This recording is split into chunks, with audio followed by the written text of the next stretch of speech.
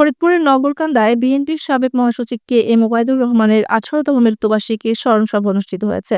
বিএনপির কেন্দ্রীয় সাংগঠনিক সম্পাদক শামা ওবায়েদ ইসলাম রিংকু বলেছেন, আপনারা এদেশের ক্রান্তিকালে দায়িত্ব নিয়েছেন। সফলতা নিশ্চিত করতে হলে সংস্কারের পাশাপাশি সুষ্ঠু ও নিরপেক্ষ নির্বাচন আয়োজন করতে হবে। ভোটাধিকার প্রতিষ্ঠাই গণতন্ত্রের মূল ভিত্তি, যা শেখ হাসিনা ধ্বংস করেছেন। তিনি আরো বলেন, যত দ্রুত সম্ভব সংস্কার কার্যক্রম সম্পন্ন করে নির্বাচন দিতে হবে। যারা কালক্ষেপণ করছে তারা গণতন্ত্রের শত্রু। অনুষ্ঠানে নগরকান্দা উপজেলা বিএনপির সভাপতি বাবুল তালুকদার সহ অন্যান্য নেতারা বক্তব্য দেন। পরে দোয়া মাহফিল অনুষ্ঠিত হয়। যে আজকে 18 বছর হয়ে গেছে আমার বাবা চলে গেছে।